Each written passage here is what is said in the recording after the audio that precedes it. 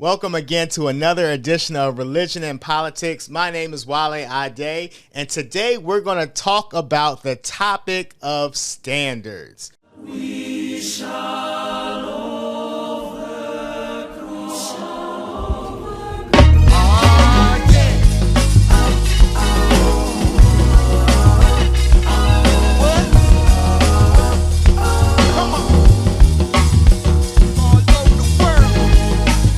So today we're talking about standards, and one of the things that comes to my mind, and I start to question that as I look at society, do we even have standards anymore?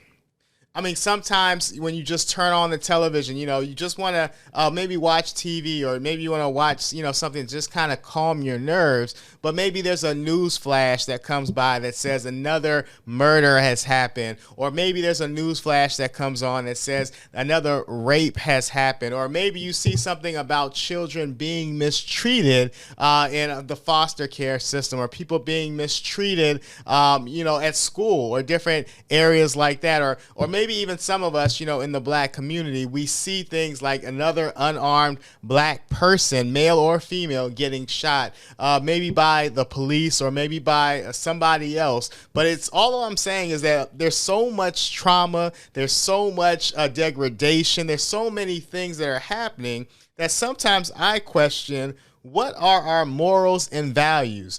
Do we respect someone else's life? Do we respect the fact that people are suffering and that there might be some need for us to be a part of the healing of those that are suffering? Do we look upon the oppressed, and do we see them with compassion, or do we look at them with contempt? And one of the things that I just really want to talk about is, where do we get our standards from?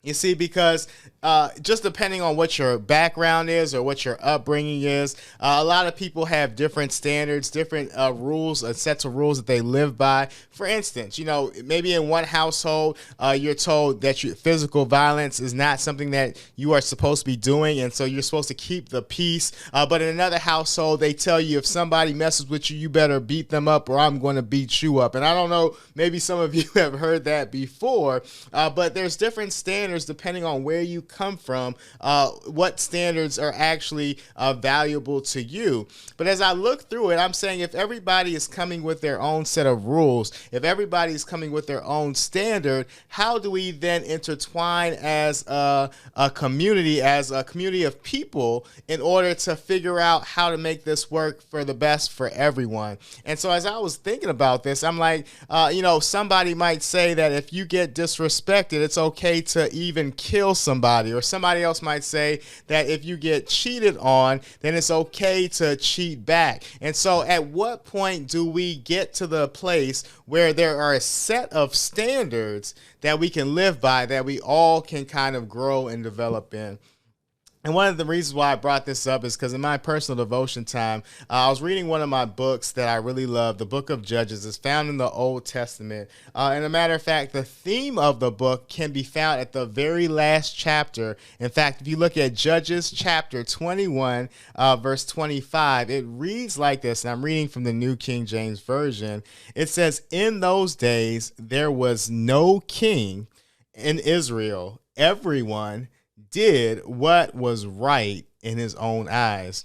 And as I read this, and I remember I was praying and I was thinking about it, and I was talking to God, I was like, I've read this many times. Everyone did what was right in their own eyes. And, it just kind of went over my head. But the last time I read it, God put up to me, he brought out the key word in this text. And what he said was, everyone did what was right in his own eyes.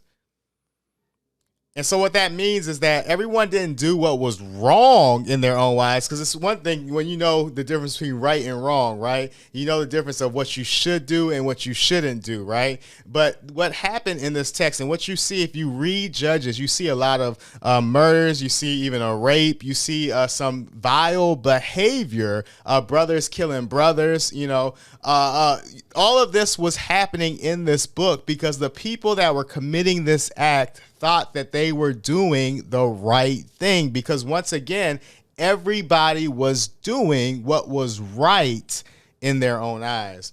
And so as I thought about this, I started to think, there's no way we can possibly have a productive, healthy society if everyone is doing what is right in their own eyes. As a matter of fact, I hear these terminologies like back in the day, you should say YOLO, I'm dating myself, right?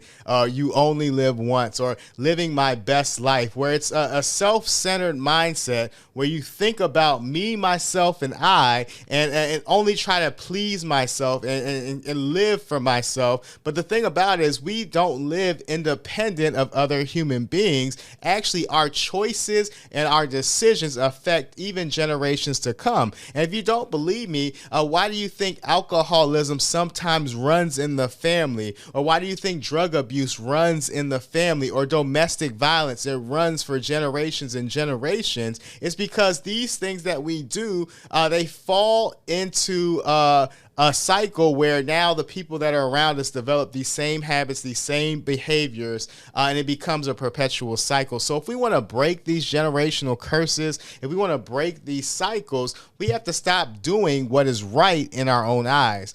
And so somebody might ask, Wale, how do I get, what's the solution to this? Like, how do we change some of the things in society? And one of my answers would simply be, we have to start doing what's right in God's eyes.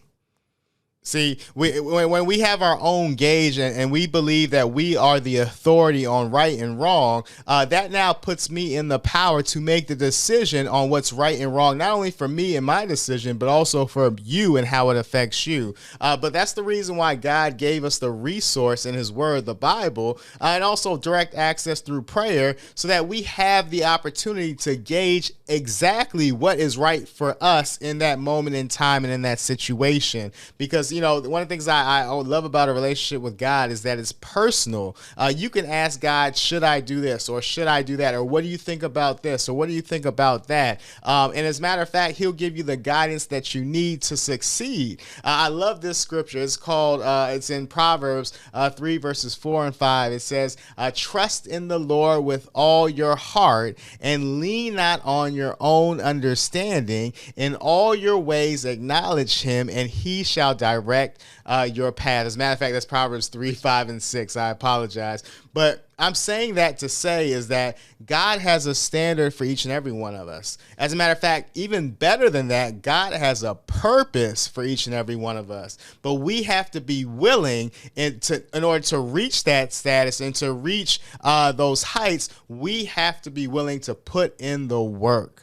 And so God has laid out the steps for us. He's going to show you and me what we need to do, but we got to put in the work to do that. And we got to start doing what's right in God's eyes and stop doing what's right in our own eyes, because what's right in our own eyes only leads to death and destruction. And so once again, my name is WaleAde, and this has been another edition of Religion and Politics, and we hope to see you soon. God bless. Put your fist up high.